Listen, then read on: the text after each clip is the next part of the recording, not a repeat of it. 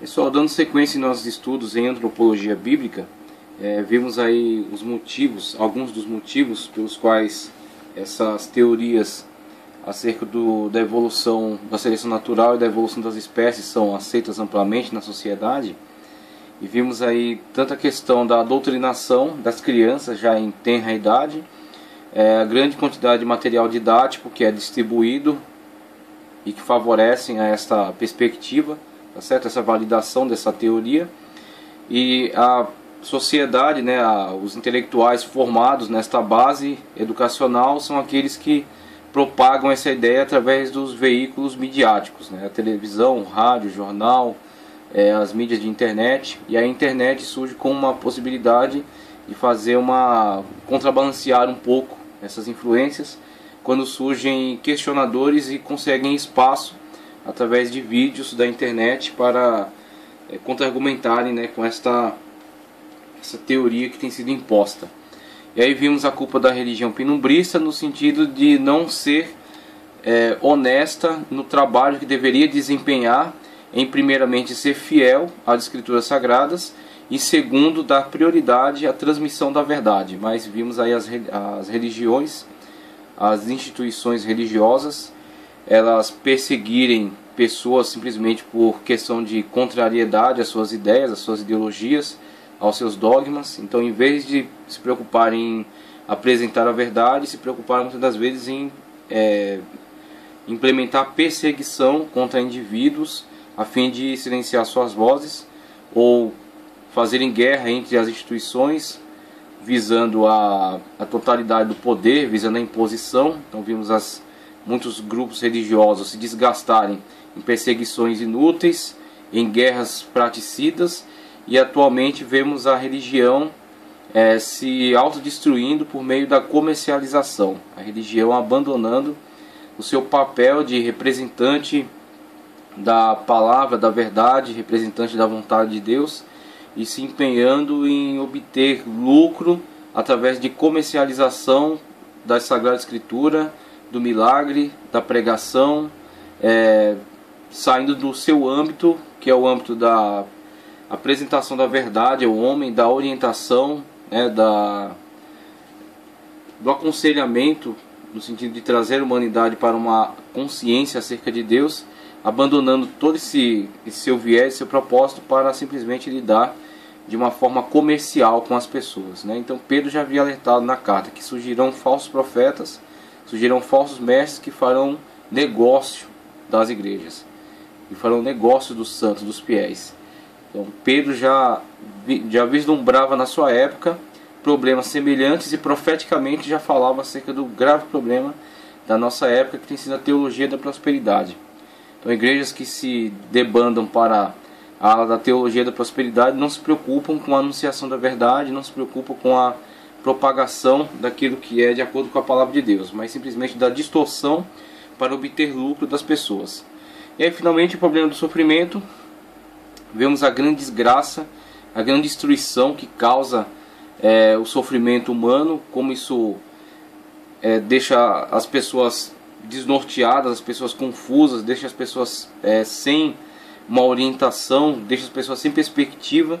Mas vimos que a origem de todo este mal que hoje agrava a sociedade tem seu ponto de partida, seu início a partir do pecado. E o pecado é exatamente a distorção da vontade de Deus. Então a vontade de Deus para o homem é uma vontade perfeita, agradável, é uma vontade que vem a trazer felicidade ao ser humano, à raça humana. Todavia, quando o homem se distancia da vontade de Deus e envereda pelo caminho do pecado, da desobediência flagrante a Deus, da oposição a Deus, da rebeldia, da rebelião contra a vontade de Deus, na verdade essa sua rebeldia, essa sua rebelião não trará, não infligirá sofrimento a Deus, mas sim a Ele mesmo. A rebelião contra Deus, chamada pecado, inflige sofrimento grave ao próprio ser humano.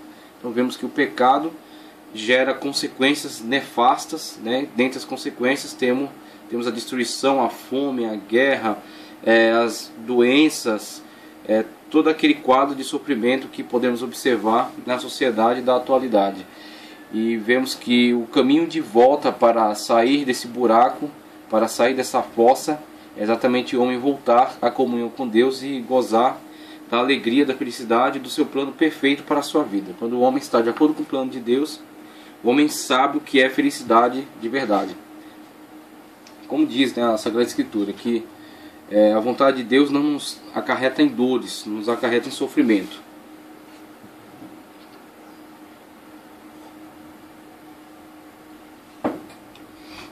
Dando sequência, vamos passar agora para alguns outros conceitos que também esclarecem acerca do problema da seleção natural e da evolução.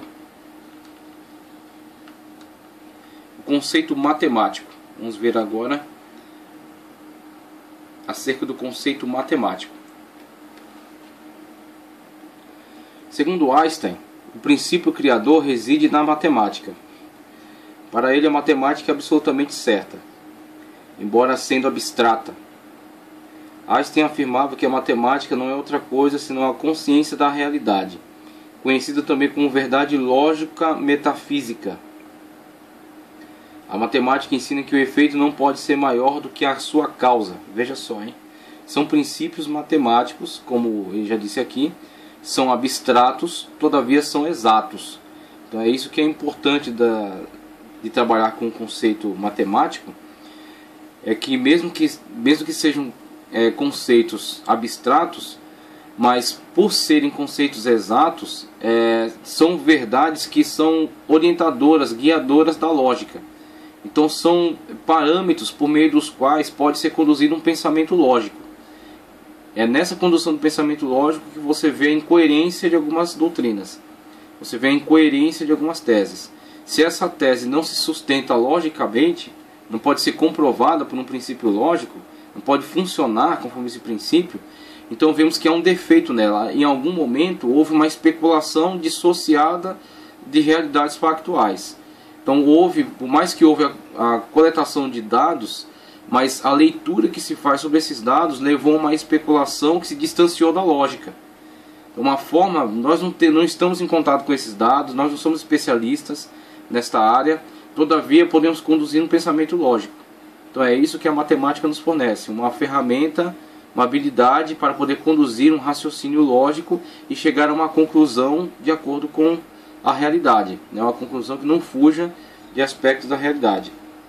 Então a matemática é muito útil nesse sentido, e conforme ele começa a esclarecer aqui, existem meios, existem formas de checar a possibilidade de uma tese, quando, por exemplo, você vê, através das proposições da matemática, o que é possível e o que não é possível.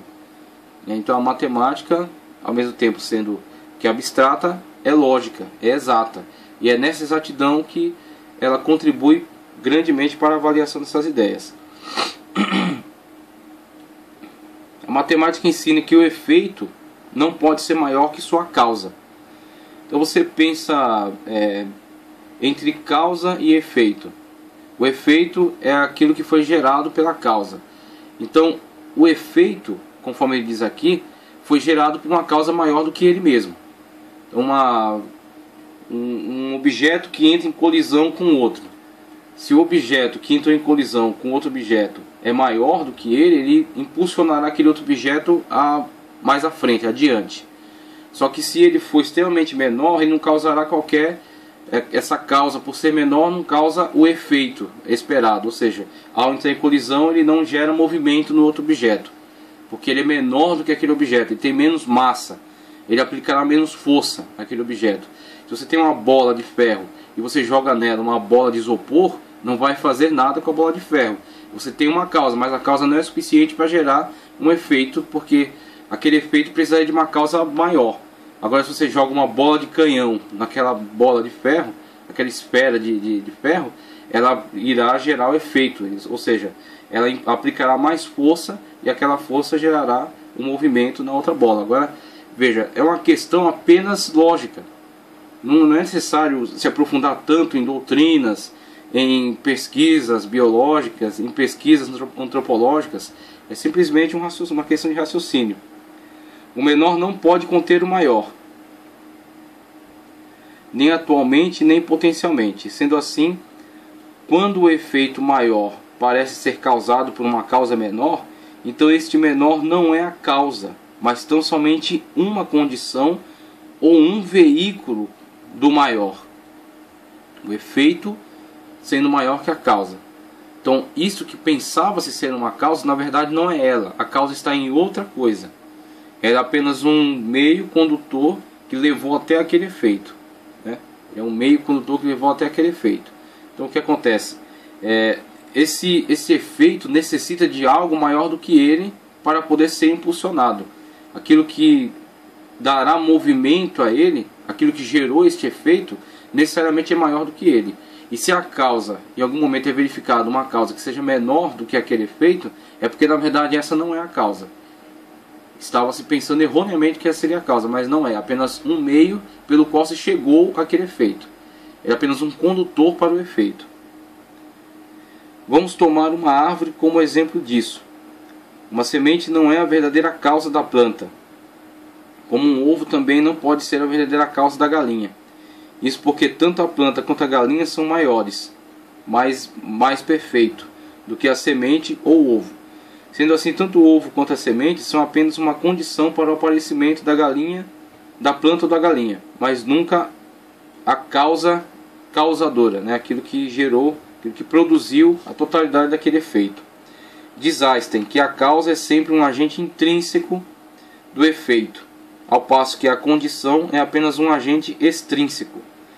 Uma semente colocada sobre uma mesa não produzirá a planta, visto que ela não é a causa da planta, mas quando esta semente é colocada na terra úmida, com suficiente calor solar, brota em planta. Neste caso, é o próprio cosmo a causa atuando pela semente, que é apenas uma condição para a atuação da causa. O mesmo se dá com o ovo quando incubado, exposto à atuação da causa cósmica, produz a ave. E aí através desse exemplo da árvore e da semente, muitas das vezes pensa-se erroneamente que a semente é causa para a árvore, quando na verdade a semente é apenas uma condutora para chegar ao florescimento, ao nascimento da árvore, né? Porque pense, se a semente fosse a causa suficiente para a árvore, se necessitássemos somente da semente para produzir a árvore, logo a semente não necessitaria de outras causas, não necessitaria de outras condições, aliás, não necessitaria de outras condições para poder gerar a árvore, o que não é verdade. Se você pegar a semente e colocar ela em cima de uma mesa, ela não vai produzir uma árvore. Se você pegar a semente e colocar em cima no piso de cimento, também não gerará uma árvore. Logo, a semente não é causa suficiente para gerar o efeito árvore. A semente é apenas um meio condutor para se chegar ao efeito árvore. Então a semente colocada no ambiente adequado, com solo, com nutrientes, umidade, luz solar, tá certo? Então ela poderá gerar a árvore, porque nela existem as características da árvore, existe o código genético da árvore, vamos dizer assim. Existe tudo aquilo que necessita ser desenvolvido para chegar como um efeito árvore, ao resultado árvore. Mas ela não é a causa suficiente. A causa é o cosmos no qual ela está inserida. Então o cosmos, toda a atmosfera, a biosfera, é maior do que a árvore. A totalidade da biosfera, mais a semente, que é o meio condutor, onde tem todas as características, os códigos para gerar esta árvore, gera o efeito árvore. Então a semente foi apenas um condutor. A causa tem que ser maior do que o efeito. A causa é a biosfera. A chamada potencialidade, aquilo que ainda não é, mas pode ser, é a idoneidade da condição para servir de veículo. A idoneidade da condição para servir de veículo ou agente intermediário entre a potência e o efeito.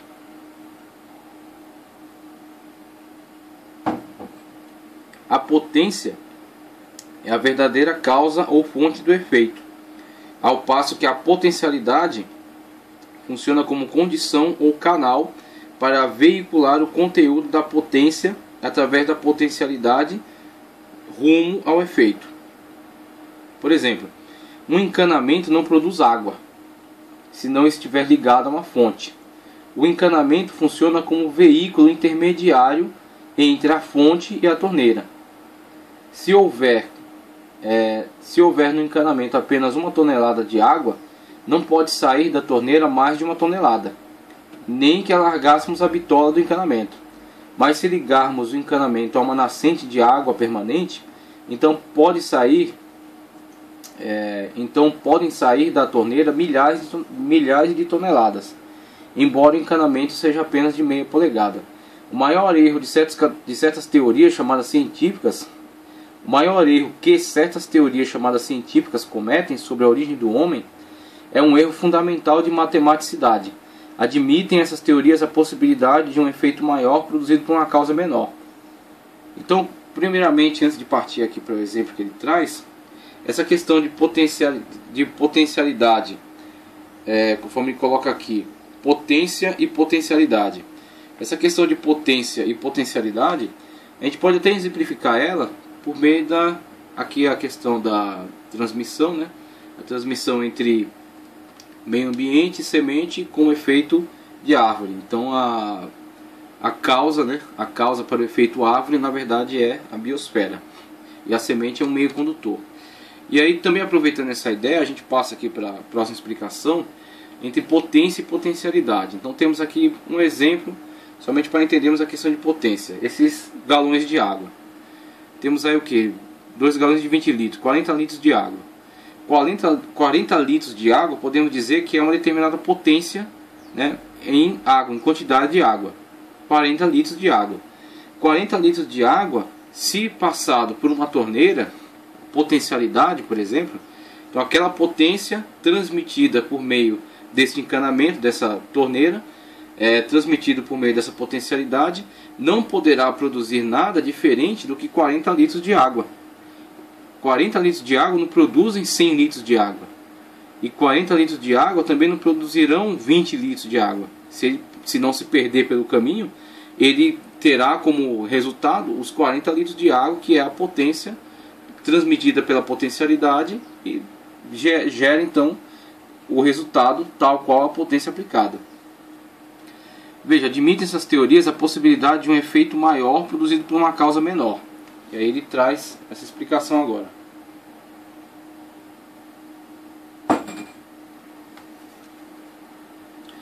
Todos admitem que o homem é algo maior do que o mais perfeito dos animais. Se dermos ao homem o grau 100 e ao animal mais perfeito o grau 50, não podemos admitir que o 100 do homem tenha vindo do 50 do animal. Então temos, se o homem é um ser mais complexo do que o animal, se nós, numa simples observação, sem muita profundidade, sem questões técnicas, né, nós vemos que o homem é um ser de uma complexidade muito maior do que os animais, tanto que constituíram-se em sociedades, formaram leis, desenvolveram tecnologia, como falou o Dr. Alder atrás, tem senso estético, tem senso filosófico, né? Tem noção de regras, leis, tem uma língua complexa, sistemática. Se o ser humano tem uma complexidade muito maior do que o ser humano, e podemos atribuir a ele então, numa graduação, um nível 100, como que o nível 100 do homem veio de algo menor do que este homem? Veio de um nível 50 do animal. Como é que o animal, que não tem essas características intrínsecas em si, tá certo? Não é condição dele essa complexidade, porque senão já estaria vivendo tal qual ela.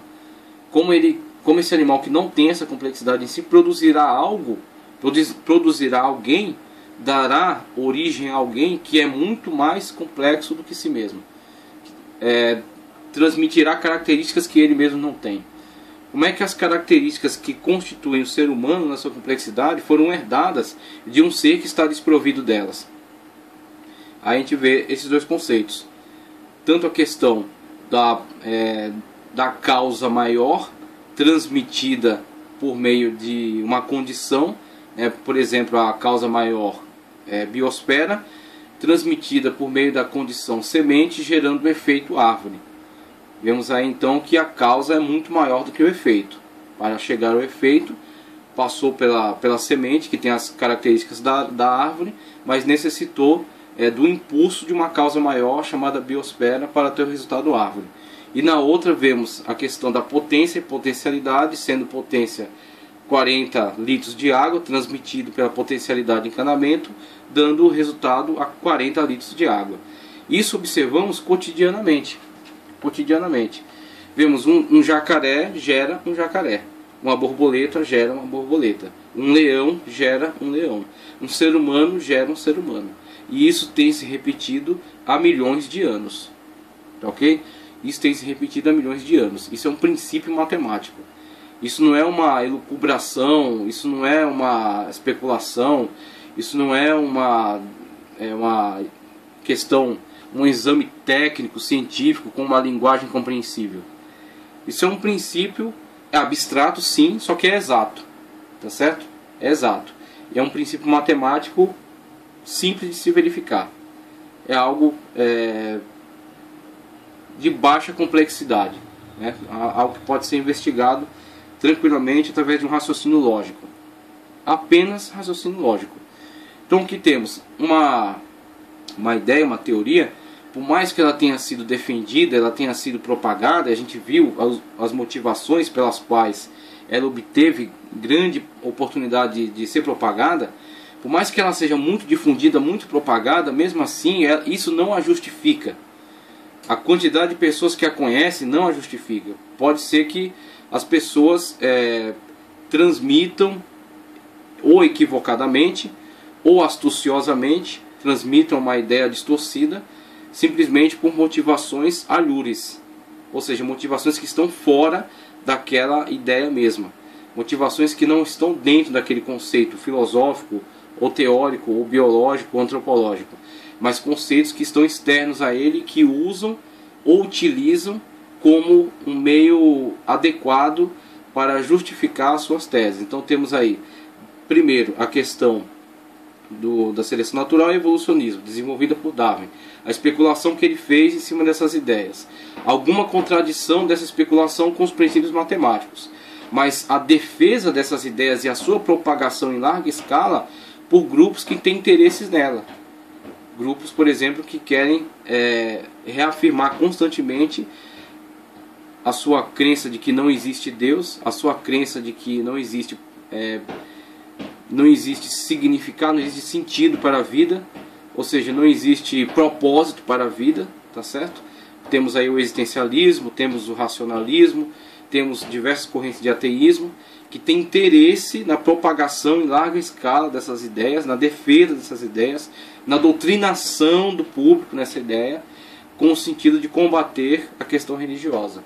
Então, esses grupos que estão em constante guerra contra a ala religiosa, eles querem dar todo o respaldo a esse tipo de teoria, mesmo entrando em contradição com princípios matemáticos, mas eles passam por cima disso para poder dar propagação em larga escala para essas ideias. Mas vemos, com um simples raciocínio, uma coisa lógica, você vê a impossibilidade, a justificação dessas doutrinas, tá certo?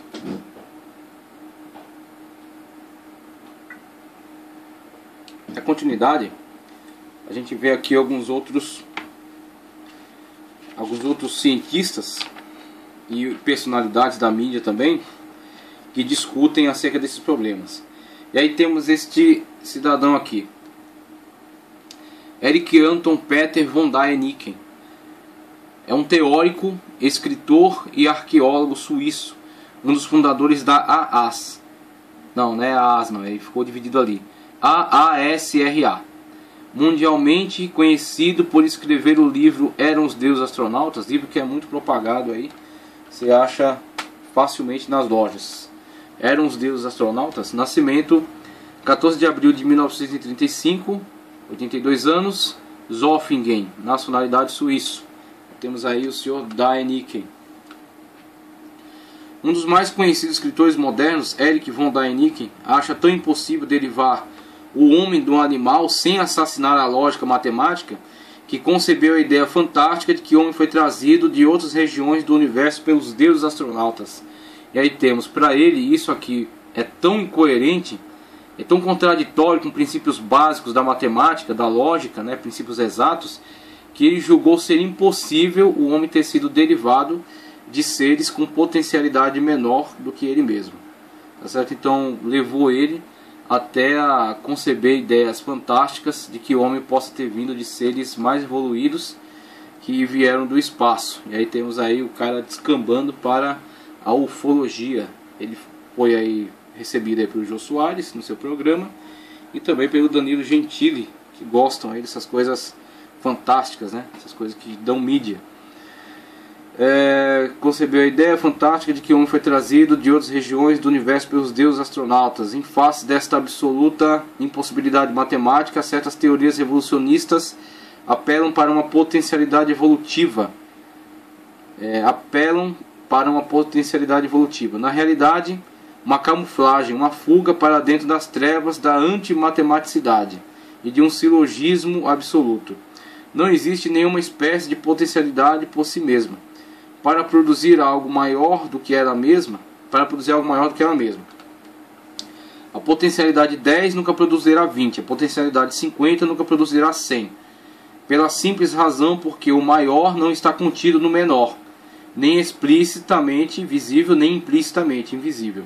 O homem 100 não está contido no animal 50. Nem potencialmente, nem atualmente, nem implicitamente, nem explicitamente. Admitir semelhante possibilidade de destruir toda a matemática e toda a lógica. Daí se segue com absoluta certeza que o 100 da natureza do homem não veio do 50 da natureza do animal. Daí porque o animal não é a causa do homem. O que aconteceu e o que a ciência parece ter descoberto é que o corpo humano fluiu através de corpos animais. Mas a verdadeira causa não está no corpo humano relativamente ao corpo do animal. A diferença essencial está em outra parte. Há um abismo intransponível entre o corpo e a mente. Nunca um corpo se transformou em mente, por seu próprio poder intrínseco. Assim como nunca o 50 pode dar um 100 por virtude própria. Se apareceu no homem algo essencialmente maior do que aquilo que existe no animal, esse maior não veio do corpo animal, nem do corpo do homem, mas veio de alguma causa ou fonte essencialmente maior do que o corpo do animal e o do homem. Essa causa ou fonte é chamada em matemática de potência.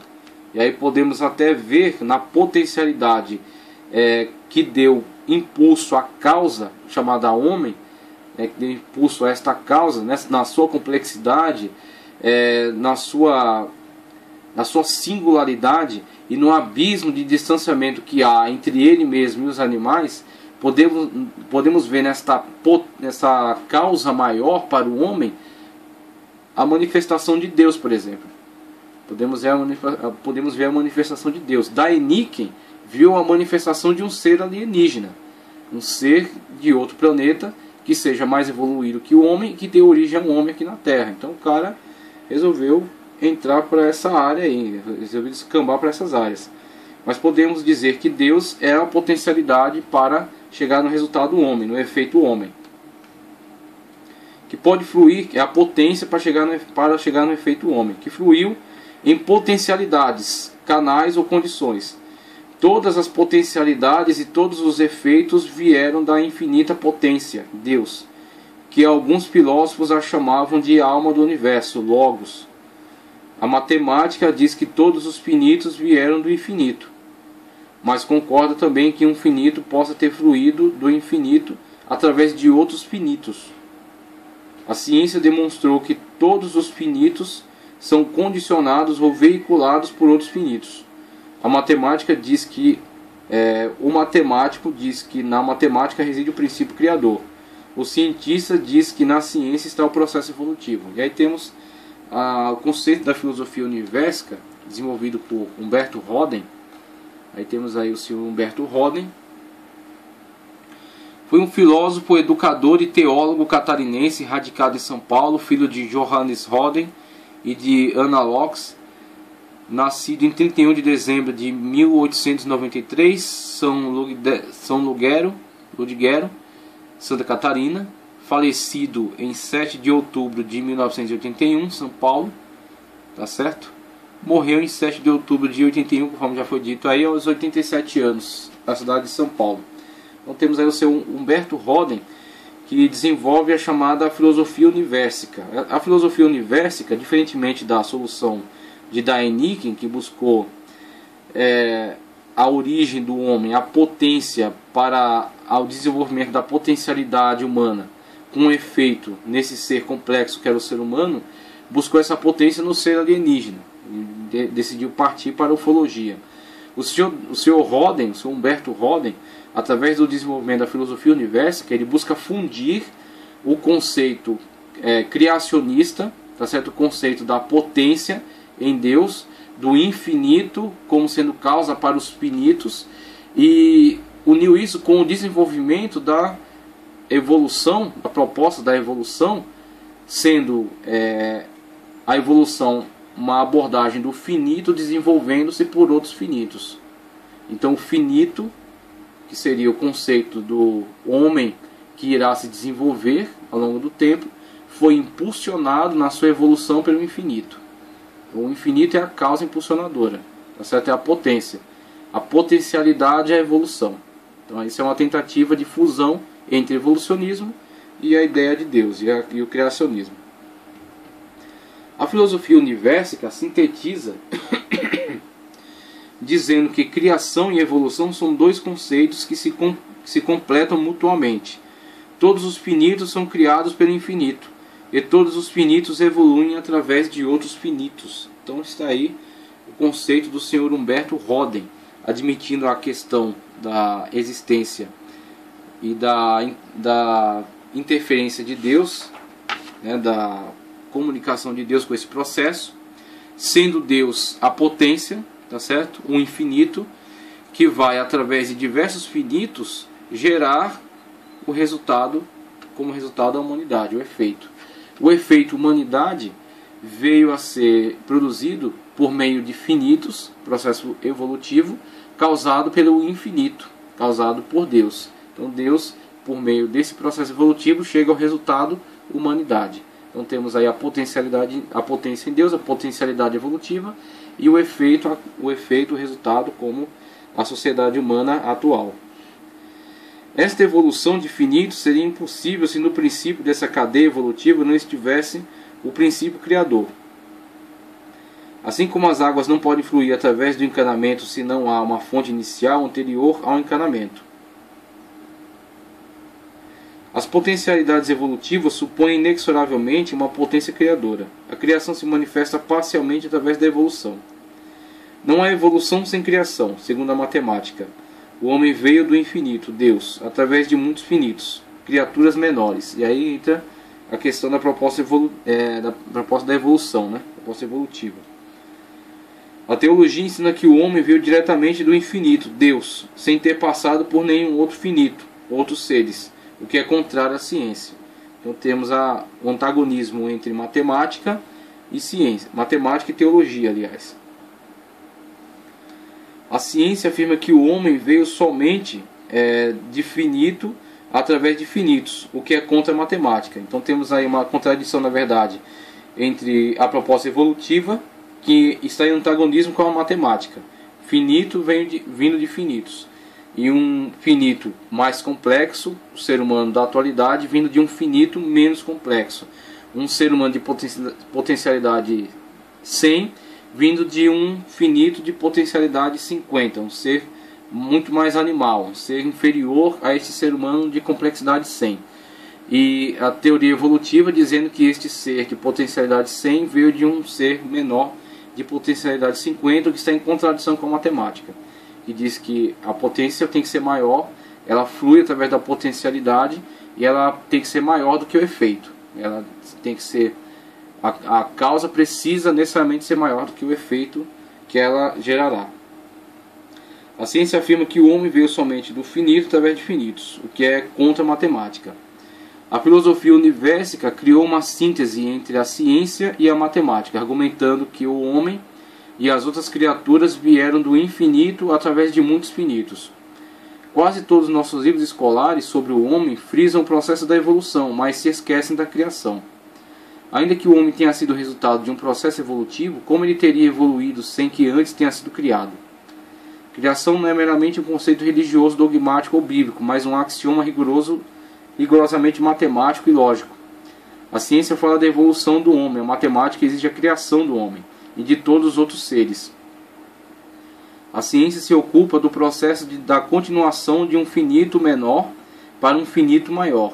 A matemática se ocupa com o início do primeiro finito. Einstein afirma que o princípio criador reside na matemática, e sem ela não se pode entender e nem explicar a origem do homem e de todas as coisas existentes. Desde o século passado, certos cientistas só admitem evolução sem criação. Se os últimos pecam por falta de matemática, os primeiros pecam por falta de ciência. A filosofia cósmica aceita tanto o princípio criador da matemática, como também o processo evolutivo da ciência. A filosofia cósmica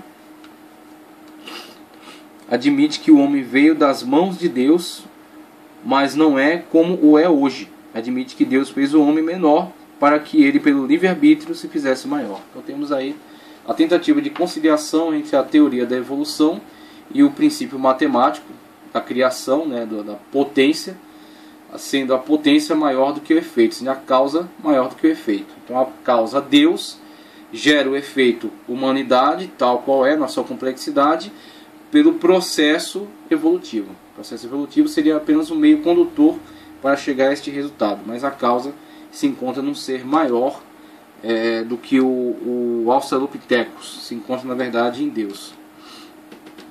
Então essa é a proposta da filosofia universo, que a gente parte agora para formas de evolução que envolvem Deus. Então temos agora uma contrapartida da teologia, diversos teólogos liberais, que ao longo do tempo tentaram desenvolver propostas de conciliação entre o conceito bíblico e os conceitos evolucionistas. Então, uma vez que a evolução surgiu e foi largamente propagada, né, sendo tida em alguns meios como uma questão definitiva, né, uma ideia acabada, uma questão que não está disponível para questionamento, surgiu essa contraproposta de fazer uma adaptação, de fazer uma conciliação.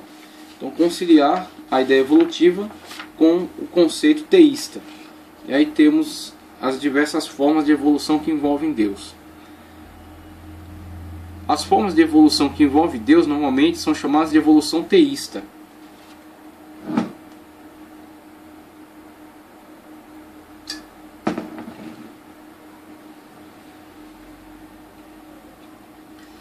A evolução teísta surgiu com a ideia de que para produzir várias formas de vida, inclusive a humana, Deus estabeleceu uma lei, a evolução.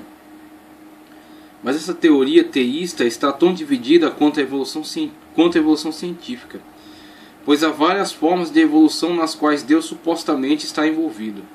Mas nem todas as formas de evolução ligadas a Deus são tecnicamente formas de evolução teísta, já que muitas delas não envolvem um conceito teísta, embora envolva Deus. Vejamos a seguir algumas delas. Então temos a evolução teísta mínima, a evolução teísta máxima, a evolução deísta, a evolução panteísta, evolução paneteísta, argumento da evolução teísta. Então, primeiramente, na evolução teísta mínima, temos o conceito, né, a ideia de que Deus tenha interferido poucas vezes no âmbito da criação, e essas vezes em que Deus necessariamente interveio, agiu, interferiu na natureza, são na criação da matéria e na criação da vida. Então, são dois pontos extremamente controversos no evolucionismo.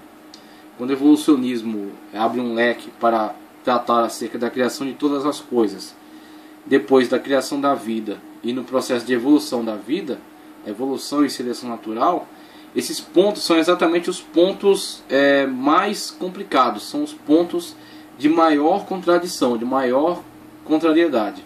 E é onde exatamente os teólogos encontram uma lacuna, né, para trabalhar esta questão conciliadora, trabalhar esta questão propondo a ela uma explicação que envolva a existência e a atuação de Deus nesse processo, na criação da matéria, ou seja, a origem de todas as coisas, e depois na criação da vida, a origem da vida dentro da matéria.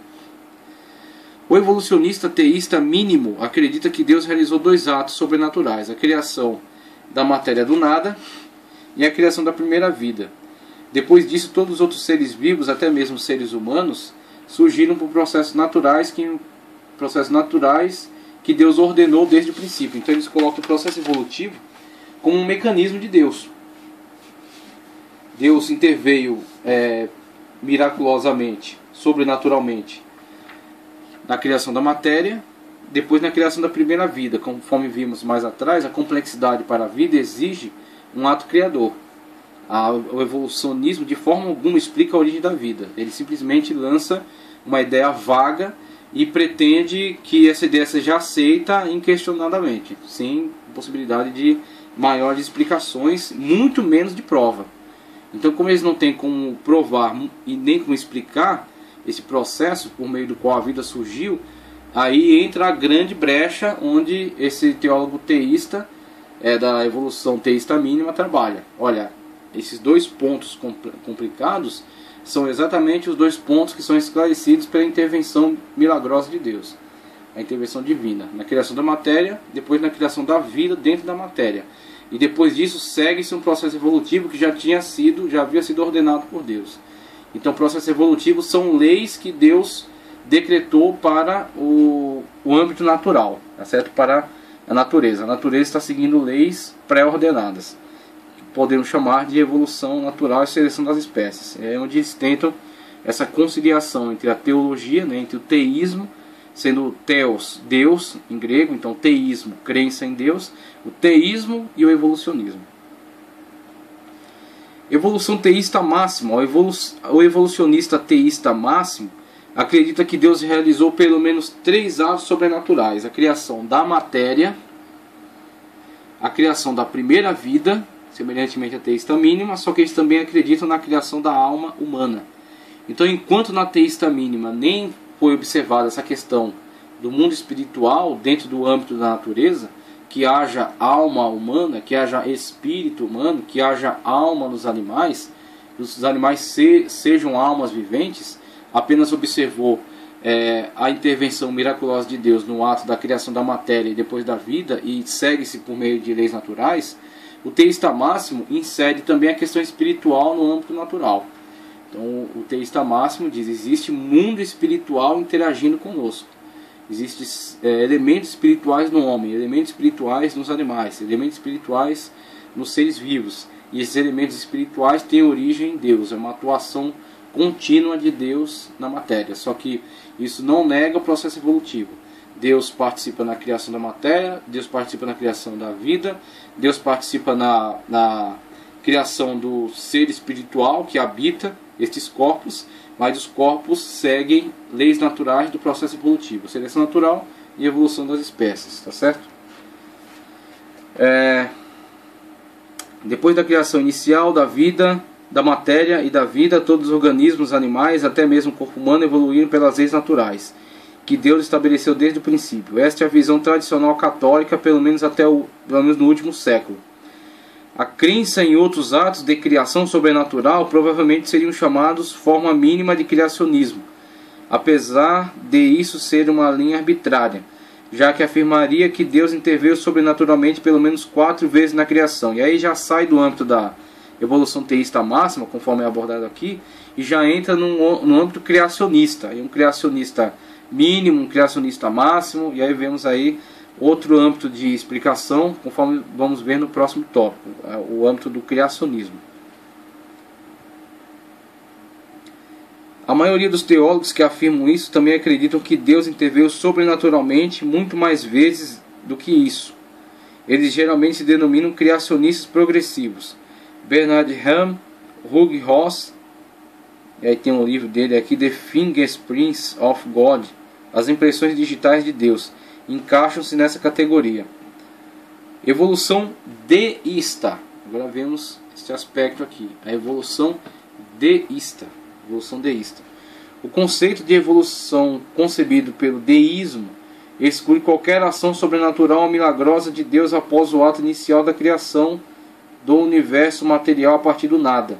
No que diz respeito ao processo evolutivo e à produção de formas de vida, inclusive os seres humanos, não há diferença real entre a evolução deísta e a evolução naturalista, o que inclui o ateísmo e o agnosticismo. Veja, o deísmo, para começar, a proposta deísta é de que exista um Deus, esse Deus existe em algum lugar do universo, existe uma inteligência que está regendo o universo, só que essa inteligência, esse ser sobrenatural, esse ser superior, esse Deus, ele não está em interação, não está em comunicação constante com o universo. Ele é simplesmente um ser que existe em algum lugar, que deu origem a tudo. Aí segue-se o princípio matemático, ele é a potência, tá certo? Ele existe em algum lugar, ele é a potência criadora para este mundo, mas ele não está em interação com este mundo, ele não está em comunicação com este mundo. Então o deísta, em hipótese alguma, crê num Deus pessoal que faça comunicação com o homem. É um ser pessoal, um ser que se importe com o homem, que atenda suas orações, que realize milagres, que intervenha na história, que intervenha no curso da natureza, de forma alguma, de maneira alguma. Esse Deus é apenas uma potência, é uma energia, é uma força que está no universo, está em algum lugar do universo e deu origem a todas as coisas. Então o deísta crê. Esta força, essa energia deu origem à matéria. Ela é a explicação para a origem da matéria. Então deu origem à matéria e a matéria segue no seu processo evolutivo normal. Então o deísta não entra em nenhum conflito, em nenhuma rota de colisão com o agnosticismo, nem com o evolucionismo. Tá certo? O deísmo crê que essa explicação para a origem desta matéria, o que o evolucionismo não explica, simplesmente diz que a matéria existia, a matéria era uma massa compacta, de uma explosão surgiu a expansão, que veio a resultar na formação das galáxias, né? Na formação do nosso sistema solar. Depois do esfriamento, o surgimento da vida, e novamente não há explicação, simplesmente uma proposição, né? A vida surgiu, mas também não esclarece sobre ela. Então a proposta, a evolução teísta mínima, ela esclarece o surgimento da matéria, depois o surgimento da vida. Teísta máxima, surgimento da matéria, da vida e do elemento espiritual, da alma. A deísta, nada disso, simplesmente uma força criadora gerou a matéria e o resto segue-se conforme a evolução já está explicando. Passando, temos aí a questão panteísta. E aí temos uma importante figura, um filósofo chamado Baruch Spinoza. Panteísta. Ao contrário do deísmo e do teísmo, o panteísmo entende que Deus é tudo e tudo é Deus. Segundo o panteísmo, Deus é a cabeça da totalidade e o mundo é o seu corpo. O panteísmo entende que só existe uma única substância ou natureza. O ser por si é existente, absoluto, eterno, infinito e impessoal. Este ser é concebido de diversas maneiras por diversos filósofos. O filósofo Baruch Spinoza e o físico Albert Einstein falavam em tom panteísta. Segundo o panteísmo, Deus criou a primeira vida e depois muitas formas básicas de vida, em várias ocasiões, como indicado pelos grandes lapsos no registro fóssil. Mas o Deus que interveio inteligentemente para formar esses vários tipos de vida, fez isso de dentro do universo, de dentro, não de fora, pois Deus é a mente do universo, Deus é a natureza. Veja que o panteísmo, conforme é proposto aí por Baruch Spinoza, e a linguagem adotada também por Albert Einstein, levou inclusive Spinoza a ser expulso do meio da sua comunidade. Spinoza é judeu e foi expulso pelos judeus, foi deserdado por eles, foi excomungado, vamos colocar assim, né? Foi excomungado pelos judeus por propor essas ideias panteístas, essa interpretação panteísta acerca de Deus. E creio eu que um dos receios da comunidade judaica, que estavam inseridas na época na Holanda, a Holanda protestante na época, a Holanda havia já adotado a reforma e estava se consolidando como uma república reformada, né, protestante. Creio eu que eles tinham receio de que esse tipo de proposição de ideias viesse a entrar em conflito com o governo local. Então o governo, como estava imbuído ainda de lideranças religiosas e lideranças que administravam o Estado a partir da perspectiva religiosa, então eles temeram que pudesse haver um conflito entre as ideias desse filósofo e o governo que estava estabelecido. Com isso, deserdaram Baruch Spinoza. E Spinoza, a partir do desenvolvimento dessas ideias, ele apresenta um panteísmo que não é novo. O panteísmo já foi manifestado, inclusive, em algumas religiões orientais. Mas esse panteísmo filosófico de Spinoza, ele coloca a questão desta potência chamada Deus, dessa força criadora, essa força geradora, esse ser que para o teísta é um ser pessoal, para o teísta é um ser individual, um ser singular, separado da criação. Ele abandona esse conceito de ser pessoal, tá certo? De ser individual, de ser distinto da matéria, e ele começa a fazer a leitura na perspectiva de que Deus está dentro da matéria, de que o universo ele não foi criado por um ser externo a ela. O universo foi, vamos dizer assim, ele autocriou-se. Por quê? Porque o universo tem em si a própria existência de Deus. Ele tem dentro de si mesmo o próprio Deus, a própria essência de Deus. Então a essência de Deus está diluída em todo o universo. Deus está diluído na criação. Então a criação, ela autorrealizou-se de dentro de si mesma porque ela tem esse poder gerador, porque ela é Deus. Deus é a natureza, Deus são as coisas, Deus é toda essa criação. Então a criação não precisa de um ser externo a ela. A criação de si mesmo realiza o autogerador e dá sequência a toda a continuidade evolutiva, porque ela tem essa potência dentro de si, essa potência está intrínseca a ela.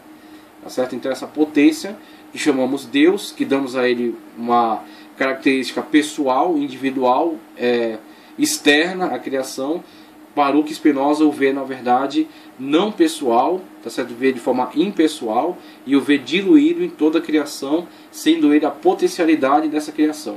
Então a criação gera-se a partir de si mesma, porque ela detém em si a própria potencialidade, sendo ela mesma o próprio Deus, né? Sendo ela mesma o próprio Deus. Então temos aí o panteísmo.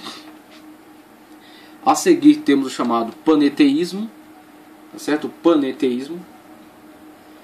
Ao contrário do panteísmo, que acredita que Deus é tudo, o paneteísmo entende que Deus está em tudo e tudo está em Deus. Essa teoria diz que, embora Deus não faça parte da totalidade das coisas, todas as coisas estão dentro dele. O paneteísmo é diferente por sua crença de que Deus é a força vital do universo e na força evolutiva.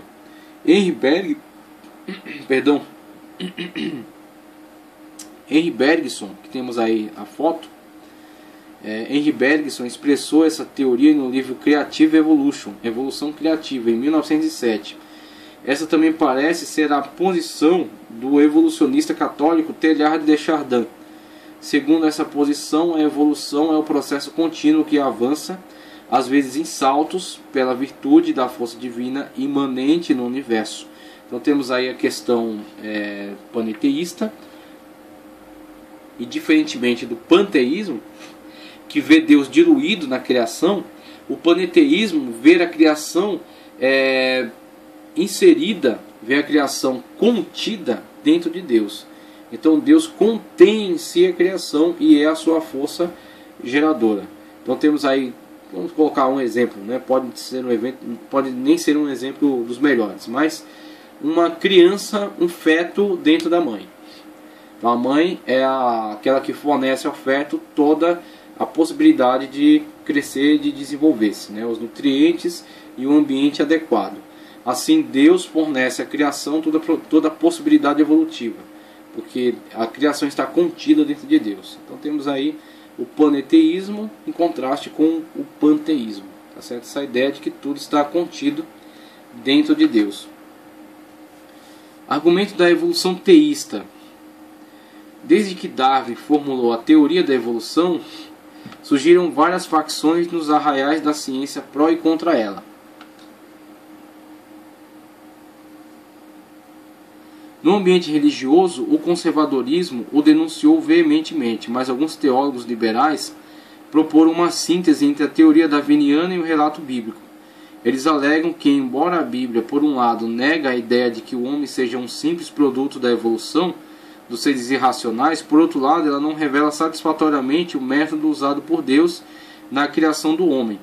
Eles alegam que o registro da criação não nos informa se o sistema físico do homem é ou não derivado por descendência natural dos animais inferiores, como a determinação produz a terra seres viventes. Gênesis 1:24. Não exclui a ideia da criação imediata, através da geração natural. Assim, a formação do homem do pó da terra não determina se a criação do corpo do homem foi imediata ou imediata. Se houve mediação de outros seres menores para a conclusão, o efeito no homem tal qual é na atualidade.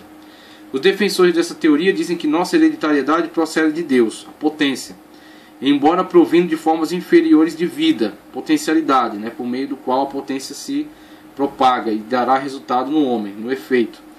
E o fim também é Deus, apesar de que através da humanidade imperfeita, a evolução da humanidade imperfeita.